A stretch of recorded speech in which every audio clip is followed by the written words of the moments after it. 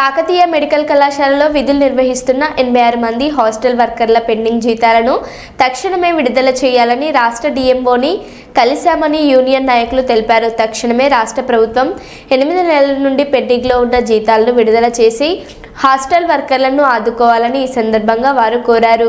గతంలో ఈ సమస్యలపైన అర్జీ సమర్పించామని, మరలా ఈ రోజు కూడా అర్జీ సమర్పించామని, ఈ సమస్యకు పరిష్కారం త్వరగా చేయాలని వారు డిమాండ్ చేశారు. హైదరాబాద్లో డైరెక్టర్ ఆఫ్ మెడికల్ ఎడ్యుకేషన్ గారిని కలవడం కూడా జరిగింది. కలిసి వాటికి సంబంధించిన వివరాలను తీసుకున్నాం. ముఖ్యంగా గత 7-8 మాసాలుగా జీతాలు లేకుండా తీవ్ర ఇబ్బందులు పడుతూ ఉన్నారు.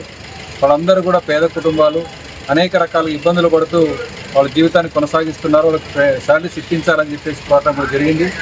ఈ కార్యక్రమంలో మన యూనియన్ రాష్ట్ర ప్రధాన కార్యదర్శి కామ్రేడ్ యాదవ్ నాయక్ గారు, అట్లాగే రాష్ట్ర అధ్యక్షులు కామ్రేడ్ పశుద్దీన్ గారు, అట్లాగే రాష్ట్ర ఉపాధ్యక్షులు కామ్రేడ్ సుధాకర్ గారు కూడా హాజరయ్యారు.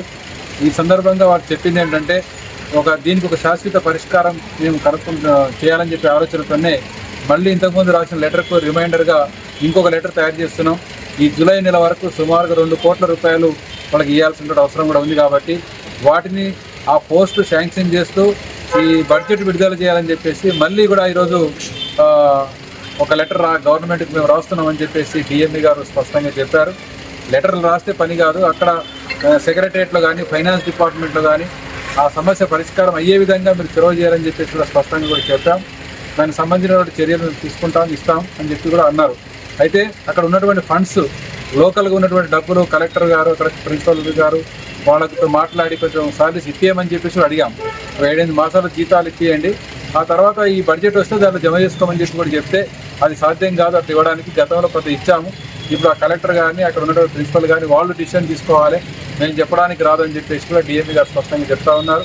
ఏదేమైనా మీ జీతాల సమస్య పైన మీ అనుకొండకు వచ్చి చెప్పినట్టుగానే ఈరోజు రాష్ట్ర నాయకులందరూ కలిసి డిఎంఈ గారిని కలిసి చర్చించి మాట్లాడి గతంలో ఇచ్చిన డీటెయిల్స్ అన్ని కూడా తీసుకున్నాం, పంపించినాయి. ఇప్పుడు మళ్ళీ లేటెస్ట్గా పంపించే డీటెయిల్స్ కూడా తీసుకొని అవన్నీ కూడా మీకు పంపడం జరుగుతుంది.